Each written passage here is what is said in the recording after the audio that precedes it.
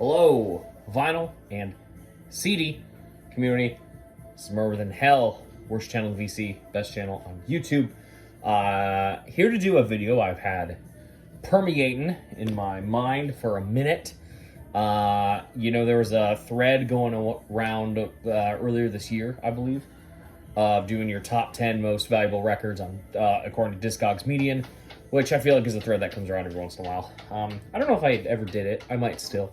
And then there was a nice response thread of the least valuable records via Discogs Median, which I also thought was fun. But I've been wanting to do this for a minute, is top 10 most valuable CDs according to Discogs Median. Now, I've thrown some caveats in here. One is no box sets, no weird deluxe giant packaging. There's one in here that's kind of like a mini box set, but it doesn't really count. Just like standard CD releases, nothing fancy. Also, none of these are coming from my REM or Kiss collection. I don't know if any of my CDs in either camp would, except maybe a couple rare like REM imports that I have. So this is just from my general CD cabinet, which I never actually have open. Open here, there's that one's open, and then this other flap kind of opens that way. But I had it open while I was looking for these CDs. So I would love to see some responses to this as well, if you are curious. So here we go. Number 9 with a median price of, or number 10. I have number 9 in here twice. Number 10, because I had to make an adjustment. With a median price of $23.96, something I just got recently, and something that I felt pretty safe to assume would be in the top 10. This is the Mountain Goats with Zappaloti Machine. This is one of the most coveted 90s albums by the Mountain Goats, and the 90s Mountain Goats material mostly is not in print. Has not been in print for a very long time. You can stream it, but physical copies are few and far between. CDs, fairly rare. Vinyl, crazy rare. But this has the song Going to Georgia on it, which is a Mountain Goats cult classic, greatest hit. This is from the lo-fi era. Mountain Goats have a daunting discography, but it can be really separated in kind of 3 eras. There's the lo-fi era that's just John Darnielle. Then there's a kind of a duo era where it's just him and Peter Hughes. It's hi-fi recording. There's some bass, some extra instrumentation as well.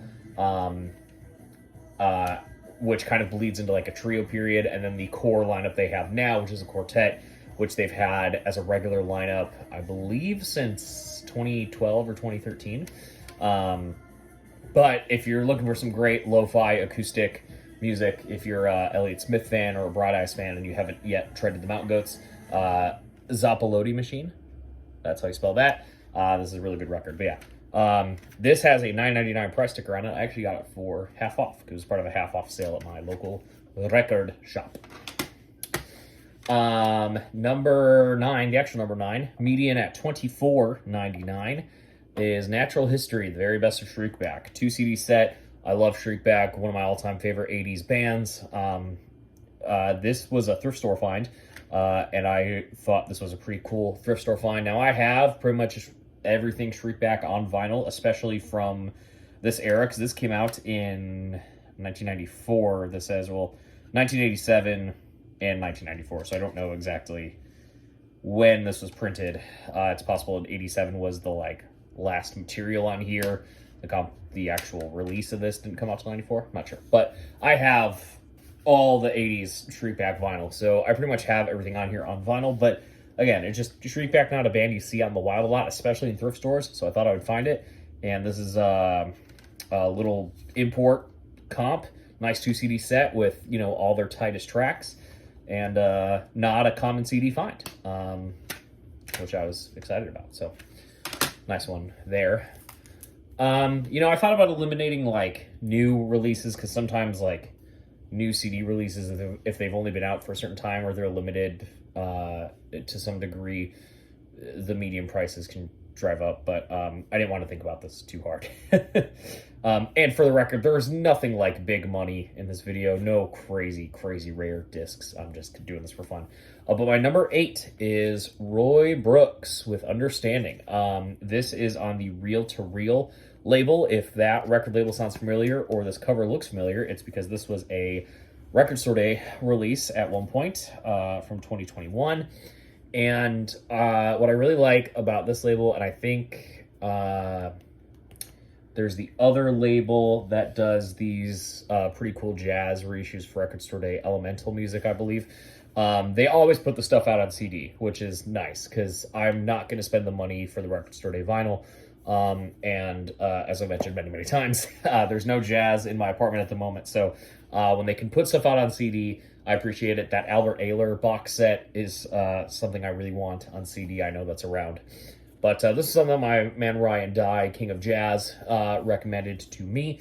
And yeah, I enjoyed this quite a bit. I actually think I ended up getting this for him on Record Store Day, if I'm not mistaken. I shipped it out. So because he asked me to get it, I was already curious. So I ended up picking up the CD. This is really crazy, like spiritual free jazz. The stuff I enjoy quite a bit.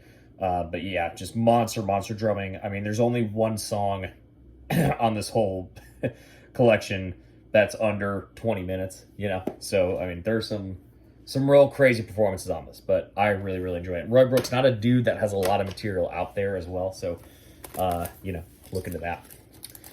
Number 7 at 2660 Discogs median. This is Earth Crisis. Earth Crisis, classic New York straight edge hardcore band. This is their album Slither from 96, I want to say, maybe 98.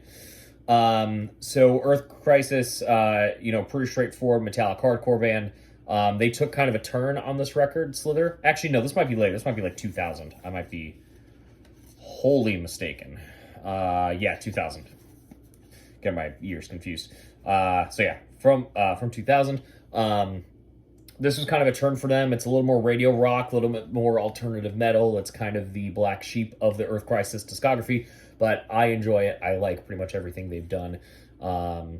Syracuse hardcore forever. But this was like a limited edition promo thing that they did, so it comes in this gold sleeve with the shiny text. CDs in here, booklets in there. So I learned about this on a podcast actually, and it was it fell in. I went on Discogs to look at it, and I fell in my worst Discogs trap, which is it was the only copy available for sale in the United States. So 9 times out of 10 when I see that, I usually buy it because I don't want to miss that opportunity while I'm thinking about it. I should not act on that very much, but so it goes. Number 6, I just showed this very recently, but $27 median is the Rolling Stones Steel Wheels Live, New Jersey. Yeah, this thing is like weirdly expensive still for what it is. It's just a 2 CD and a DVD set. This isn't even the Blu-ray edition. You know, I certainly wouldn't pay that much. I didn't have to pay that much, thankfully, for this. So, you know, unless you're a diehard, I would say you don't need this. But if you see it for a good deal, I would recommend it if you're a Stones fan. But I'll say what I said in my Stones video, which I do need to make a clarification that while I was certain my favorite song on the record was not called Whole Wide World, that is exactly the song I was thinking of. Sorry. I had only heard the record one time. Sue me. Yeah, triple disc.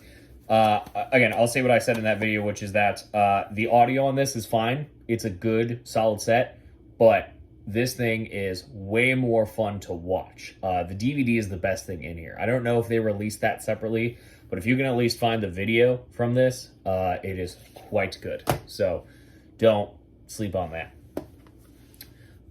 Number 5 at medium price $28.50. I was really excited when I found this for so cheap. This is the Pearl Jam 10 deluxe reissue. It has the 10 album, the 10 Redux, and then the MTV Unplugged DVD.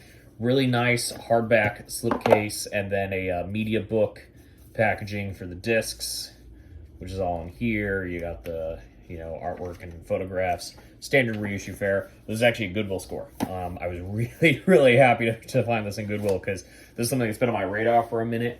I remember when this came out, there was a lot of excitement about it. So was really happy I was able to thrift a copy of that. Number 4 at 2904. This is Public Image Limited. This was their last album. That One Is Not. This is the Japanese SHM CD reissue. If you look hard enough, these are around domestically for not crazy money. If you're looking for any like Japanese import SHM CDs, you just got to look at the right sites. Import CDs, imports. I don't know if anybody knows this, but import CDs, Pop Market, and Deep Discount, it's all the same thing. All the same website, all the same company, all the same warehouse. You know how I know that? Because the warehouse is like 15 minutes from where I live. So any of those sites, usually when they do their like closeout crates, they have a lot of these kicking around, but they usually get them in. You can get them for like $25. If you're into CDs, into high quality CDs, they're worth picking up. I really wanted the CD of this because this album is in desperate need of a reissue, and originals are very hard to get domestically because they were never released in the United States. So the only copies available are for import. This is a long time vinyl grail of mine, but I am happy to just have the Japanese CD for now. And I got that in one of those like discount deal sales that they do pretty regularly. Number 3 at $30. I've known this is a rare title that I have. This is the Black Crowes. I collect everything the Black Crowes put out. One of my favorite rock bands. This is the Lost Crowes. This is a 2 CD set. One disc is called The Lost Crowes. It's like, exactly what you think it is. Outtakes, B-sides, etc. But, the entire album is called The Lost Crowes. The first disc is called Tall, and the second disc is called Band. So Tall was the album that they intended to release as Amorica, and then I'm sure it was record label pressure made them not release it and change it, and then it became Amorica. But Tall is the original album that they submitted to be released after Southern Harmony and whatever that record's called. Probably my favorite Black Crowes record, getting reissued later this year. Southern Harmony Musical Companion. Tall was supposed to be the record that followed. Band is this second CD. That's the stuff of just like extra shit.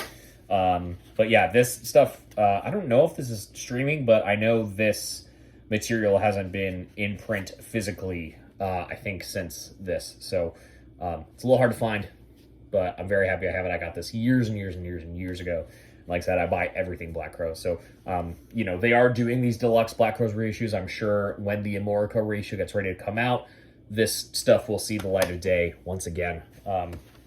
So this one is really surprising. This is my number 2. I didn't really consider this as being a valuable item, but I know, certain pop music and modern music, for people that have its really rabid fans, anything can drive up a price tag. But this is Camila Cabello. This is her second album, Romance. She's a pop singer I like quite a lot. I had the first record. I ended up getting rid of it, but I have this, and I have the deluxe version of her last album, Familia. I think she's got a great voice. I think she writes a lot of catchy songs. I don't love like every single track, but I like enough of them where I buy the CDs. But she's done something a little limited for like all her records. But this was a big deal one because this was, pre-Taylor Swift Midnights, but post Police Synchronicity and Genesis Abacab, where I think it had like 5 or 8 different album covers depending on where you bought it from. So it kind of intentionally became a collector's item because people wanted to own every cover. So I kind of waited to see if I could find one of the alternate covers for cheap, because they were getting to a point where it was like not only more than I would pay for a single CD, but more than I would pay for music like this, because this really is streaming music, and I don't say that a lot. I try to, be a proponent of physical media no matter what genre, but at the end of the day, it's pop music, so owning it physically is never a priority, even for the pop music I love the most. So anyway, I got this one. I don't know where this alternate cover comes from, but it is apparently one of the more interesting ones to own. It is my number 2 rarest CD at $32.96 Discogs medium. That's what the original cover looks like. And number 1, not super surprising. Although I am surprised. I'm a little surprised that this does carry a price tag, because when I got it, there were still copies available at a lot of places, from what I understood. So it's interesting, but I understand why. Anyway, Ozzy Osbourne, page number 9, the signed edition. So there was a period, it's still kind of ongoing. Oh, great, I'm just gonna break my rarest CD. Yeah, let's do that today. Shall we? Anyway, Ozzy Osbourne, page number 9, signed CD. A period still ongoing of there being indie exclusive CDs that you cannot order on the internet. You have to go to the store and get them, of a signed copy of a new release. Obviously, the Taylor Swift Folklore was a big one. I believe Halsey did one.